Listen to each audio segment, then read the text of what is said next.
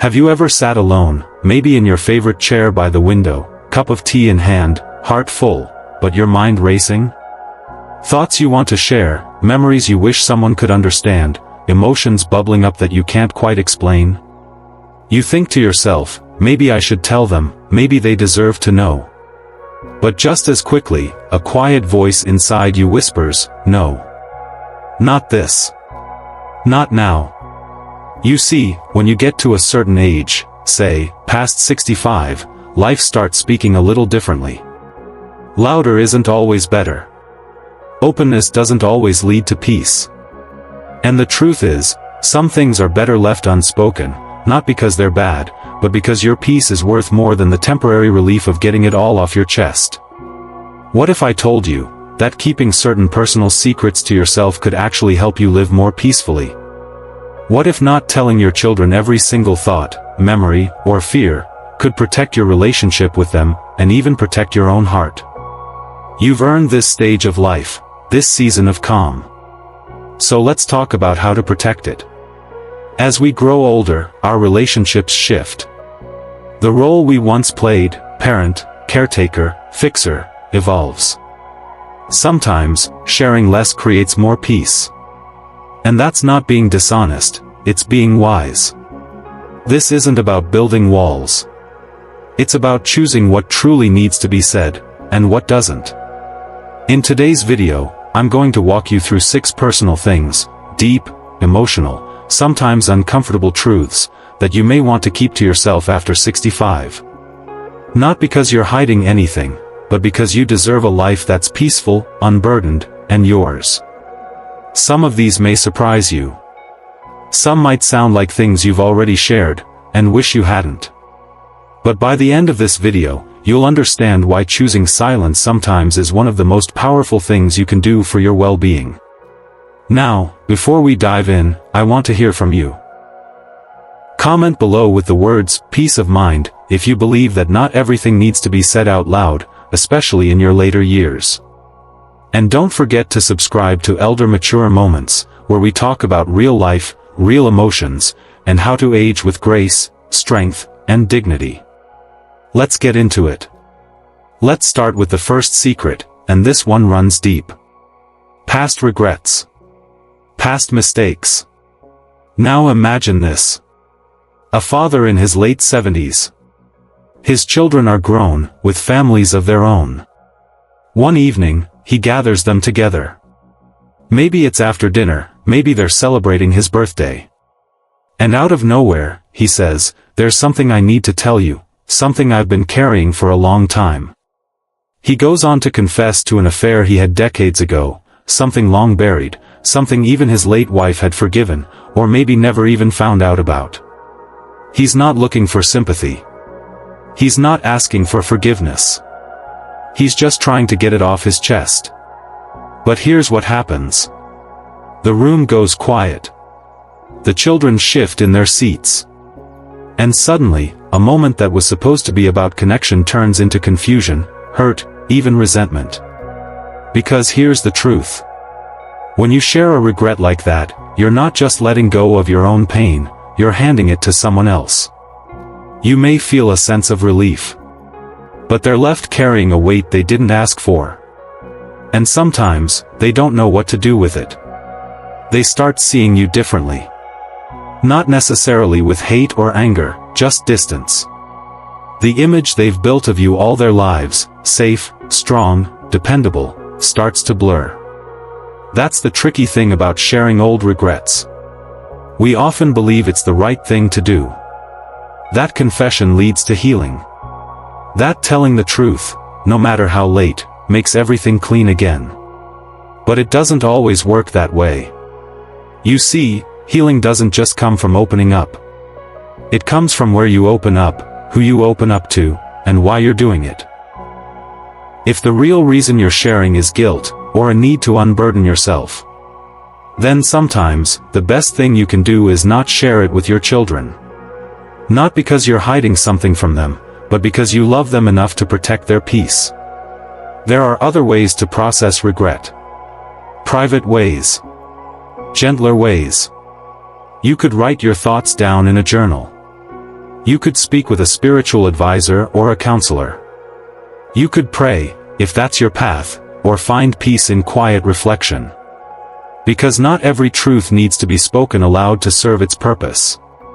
Sometimes, simply acknowledging the regret to yourself is enough to begin letting it go. You lived your life the best way you could with the knowledge you had at the time. And what matters most now, is how you live this chapter, with peace, and with purpose. So if you're holding on to something from long ago, before you speak it out into the world, ask yourself, am I sharing this to heal, or am I sharing it to shift the weight onto someone else? Sometimes, the strongest thing you can do is choose silence, not to avoid the truth, but to protect the ones you love from carrying pain that no longer belongs to them. And that, my friend, is wisdom. But not all secrets are about the past. Some are about the future, especially the ones that involve what you leave behind. Let's talk about that next. Now let's move into something that feels even more complicated. Your will. Your estate. Your plans for what happens after you're gone. It sounds simple at first, right? You work hard your whole life, you save what you can, you build a home, maybe some assets. And naturally, you want your children to be taken care of. You want things to be clear, to avoid drama, to prevent arguments. So you sit them down. Maybe it's after church on a Sunday, or during a calm evening when everyone's finally in the same room. You think, now's the time. They're adults. They can handle it. And you begin explaining your will. You tell them who's getting what. The house goes to your eldest. The savings are split, but not evenly. That car you love? It's going to the youngest. And suddenly, the energy shifts. They smile politely. But something unspoken hangs in the air. Questions form behind their eyes. Why them and not me? Why that amount? Was that always the plan? And just like that, a seed is planted. Not of greed, but of comparison. Of quiet judgment. Of resentment that no one voices, but everyone feels. That's the part nobody talks about. You believe that sharing your will ahead of time brings peace. That transparency prevents confusion. But sometimes, it does the opposite. It can make your children start thinking about what's owed to them, instead of simply being grateful for whatever you choose to give. And it's not their fault entirely. Money, inheritance, property. These things change people. They stir emotions that were buried. Old sibling rivalries resurface. Even the most loving families can become quietly divided. That's why this is one of the personal things worth keeping close to your chest. Not forever. Not out of secrecy. But out of timing. Yes, you need to have a clear will. Yes, it should be legally written and up to date. And yes, someone trustworthy should know where it is and what to do when the time comes. But that doesn't mean every detail needs to be shared with your children right now. You're not obligated to explain every decision. You don't need to justify your choices. You don't need to make it fair in their eyes, only right in your heart. Maybe one child supported you more in your older years. Maybe one of them has already been blessed financially. Maybe your decisions were based on circumstances only you fully understand. Whatever the reason, you don't owe anyone an explanation if it costs your peace. Instead, speak with a lawyer. Put your wishes in writing. Assign someone you trust as executor. And then, let it rest. You can always update things as needed. You can always share more when the time is right. But don't feel pressured to open that door too early.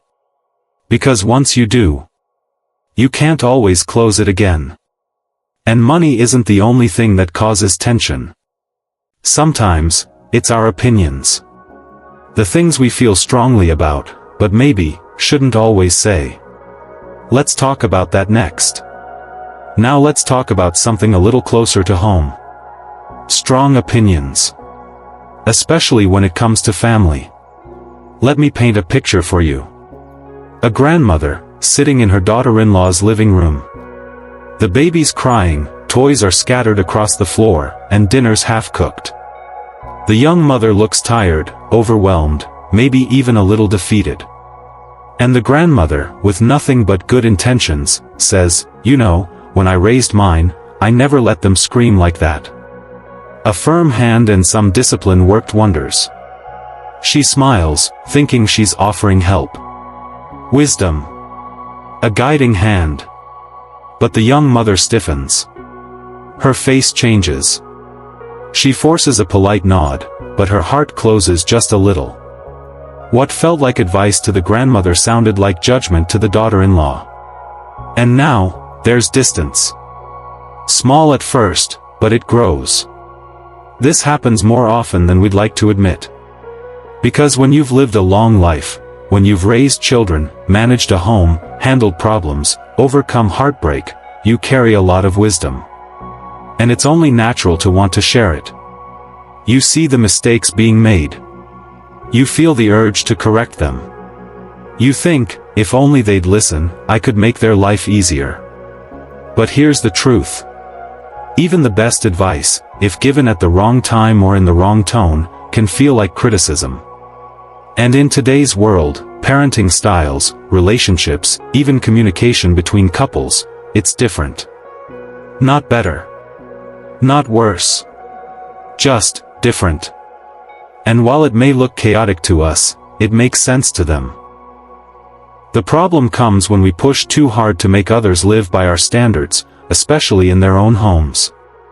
We forget that they're building their own way. And sometimes, the best thing we can do, is step back and let them figure it out. Now, that doesn't mean you shouldn't speak up when something is truly harmful or dangerous. But offering opinions on everyday decisions, how they feed the baby, how they talk to their spouse, how they spend their weekends, those comments can start to feel like a spotlight of judgment, even when they're meant to be helpful. And over time, those little comments add up. Suddenly, they're visiting less. Calling less. And you're left wondering why, when all you did was care. That's the hard part, realizing that sometimes, caring means keeping quiet. Not out of apathy, but out of respect for their space. So what can you do with those opinions? Well, you can write them down. Keep a journal. Turn your thoughts into stories, lessons that your children and grandchildren can come to on their own time, when they're ready. Or wait for the moment when they ask. When they come to you, arms open, hearts curious, wanting your wisdom. Because when they ask, they'll actually hear you. And until then, choose peace over pride. Sometimes, being right isn't worth the strain. Your love, your presence, your support, that's what they'll remember. And as we've seen, unspoken opinions can build peace. But oversharing another part of life, your health, your body, your medical concerns, that, too, can create more harm than help. Let's talk about that next. Let's talk now about something that's deeply personal. Your health. Your body. And how much you choose to share about it. There's a man I once knew, kind, thoughtful, never wanted to feel like a burden. But every time he felt a new ache, a twinge in his back, a flutter in his chest, he would call one of his children. Sometimes it was a mild headache. Sometimes it was a test result that came back just slightly off. Sometimes, it was nothing more than a sleepless night that left him feeling off balance. He meant no harm. He just wanted someone to know. To feel seen. To feel, not alone. At first, his children would rush to answer. "Are you okay, Dad? Want me to come over? Should we call the doctor?" But over time, the tone shifted. They started responding less quickly. Sometimes they wouldn't call back until the next day. Other times, they'd say, "I'm sure you're fine, just rest." Not because they didn't care, but because they were overwhelmed. Worried all the time. Anxious every time the phone rang. That's the thing about constant health updates. We believe we're being transparent. We think we're inviting our family into our world. But often, what we're really doing is sharing our fears, unfiltered, unprocessed, and at full volume. And that can be exhausting. Because your children, they're juggling so much already. Jobs, partners, children of their own. They're worried about you, even when you don't call.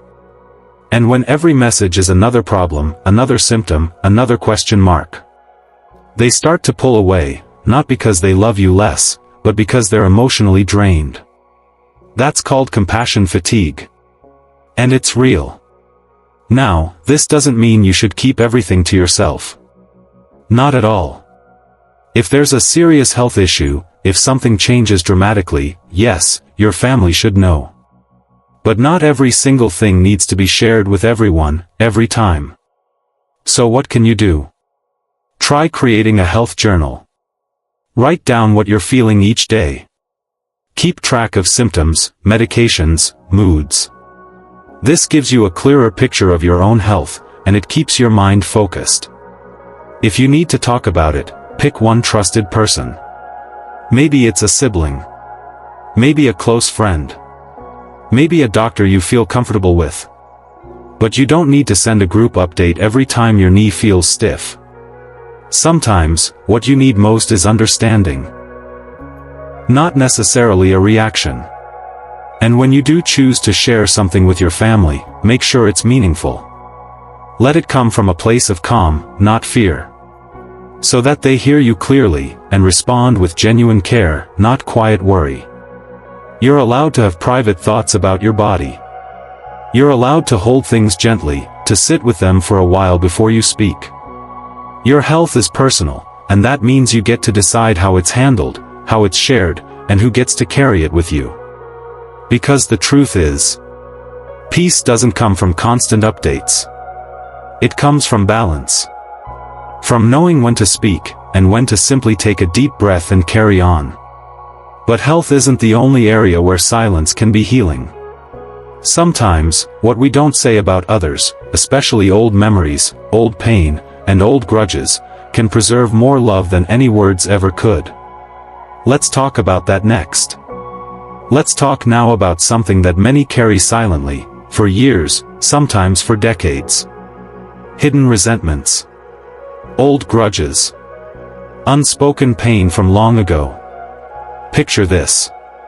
It's a warm family gathering. Laughter fills the room, kids are running around, someone's setting out the dessert. And then, quietly, almost like an afterthought, an elderly aunt says, "Well, maybe if you hadn't taken Mama's ring back in '98, we'd all still be talking." Suddenly the energy shifts. Voices fade. People glance at each other. The room becomes heavy, not loud, not angry, just tense. And all because of something that happened over 20 years ago. Now, did it hurt her when it happened? Probably. Was she ever really able to express it? Maybe not. But bringing it up now, after time has passed, after the wound has scarred over, it doesn't clear the air. It stirs the dust. It reopens pain that everyone else had quietly placed on a shelf, hoping it would stay there. That's the thing about old resentments. They don't always disappear. But they don't have to be spoken out loud to be healed. We often believe that finally saying how we feel will set us free. That sharing our pain is a form of release. But what we forget is that it often places the weight of that pain onto someone else. And the truth is, most of the time, the people we're upset with, they've moved on. They don't remember it the same way.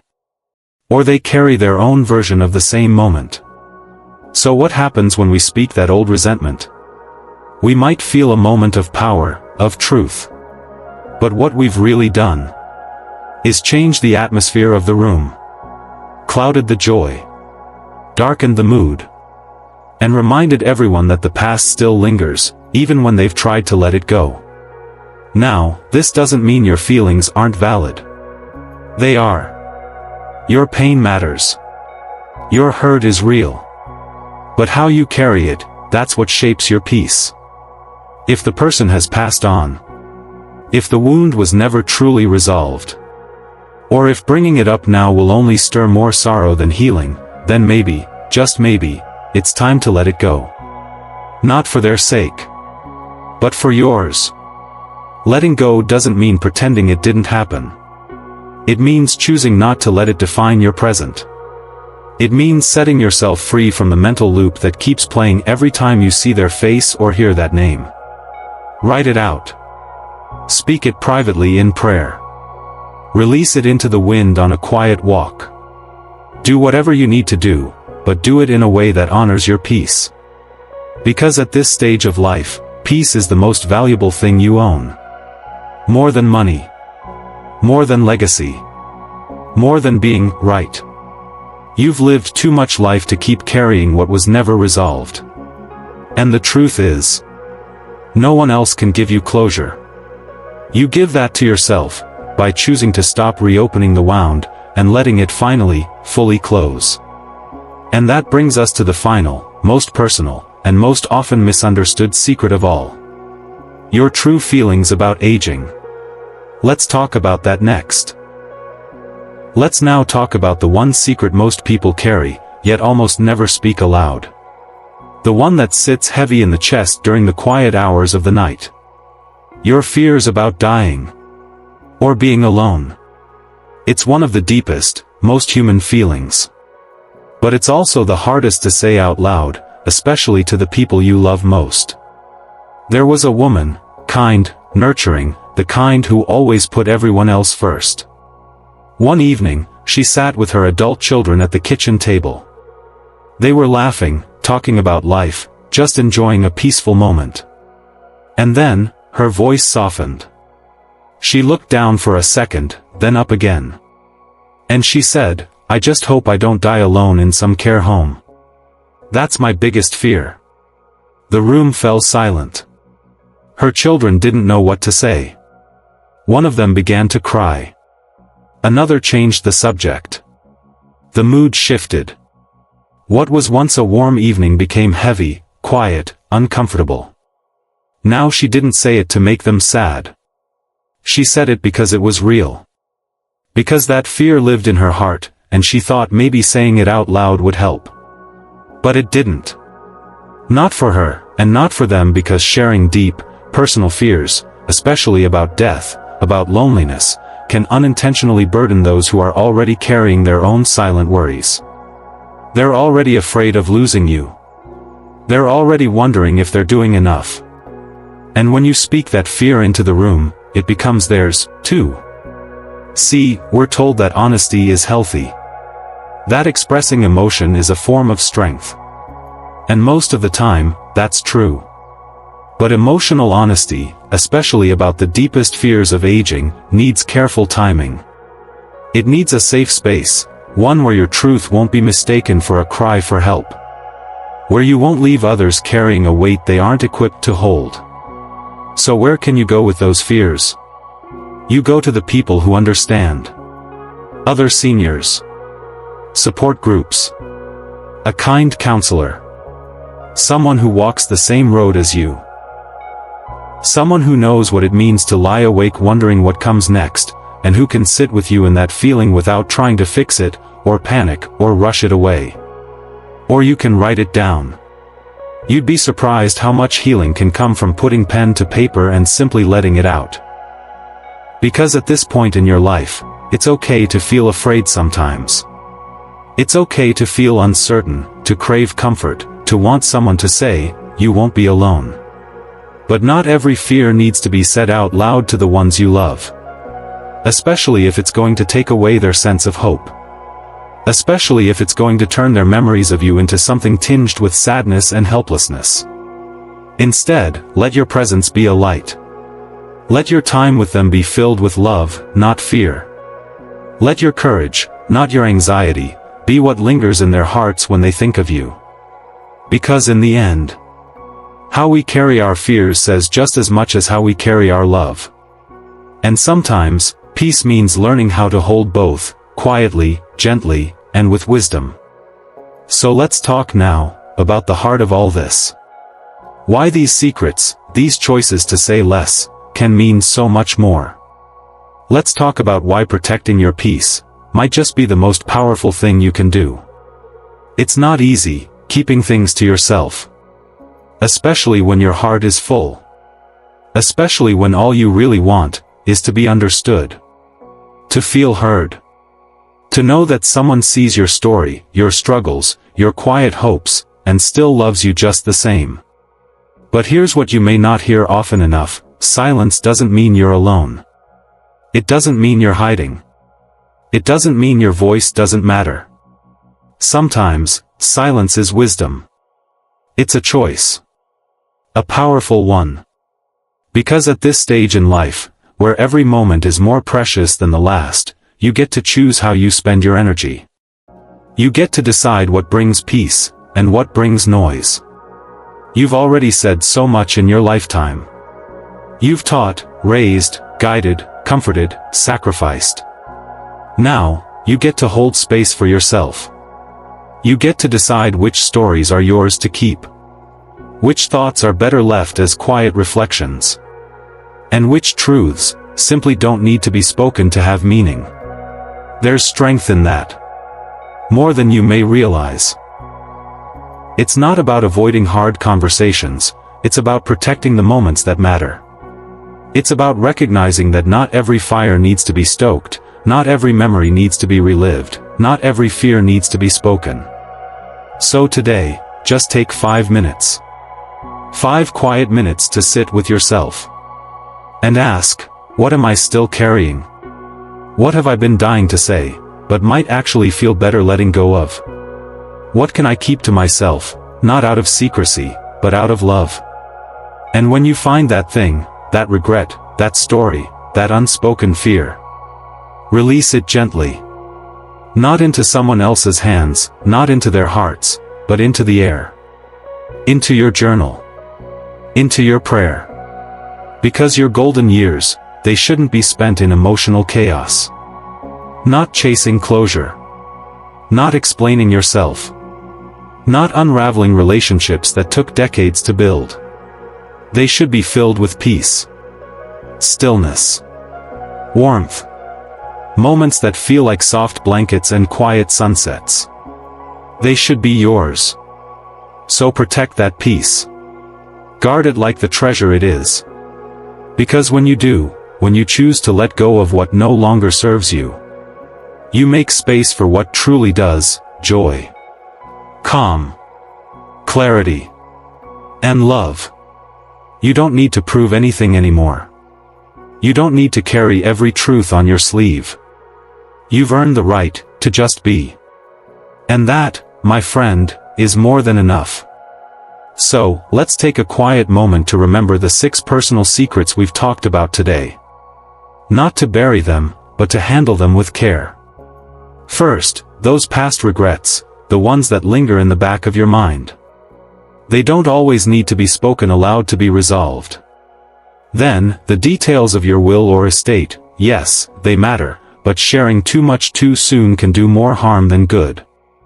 Next, those strong opinions about family dynamics, no matter how wise they may be, they can build walls if not timed with care. We spoke about the constant health updates, how oversharing every ache and worry can overwhelm those you love. Then there's the old grudges, the ones that try to rise in quiet moments, but don't serve your peace anymore. And finally, your deepest fears about dying or being alone, real, raw, and human, but not always meant for the ears of those still holding on to hope. These are not secrets because they are shameful. They're secrets because you've earned the right to protect your peace. You don't owe every piece of your truth to everyone. Sometimes, the most loving thing you can do is keep something to yourself. Now I want to hear from you. Which of these do you think is the hardest to stay quiet about? Is there one you've already kept close to your heart? Or maybe one you shared, and wish you hadn't? Let's talk in the comments. I'm listening, and so is this community. If today's message spoke to your soul, even just a little, consider subscribing to Elder Mature Moments. This is a space for real talk. For real emotions. For all of us who want to age not just with dignity, but with clarity, love, and strength. Thank you for spending this time with me. Thank you for your openness, your heart, and your presence. Until next time, stay calm. Stay wise. And above all, stay peaceful. I'll see you in the next one.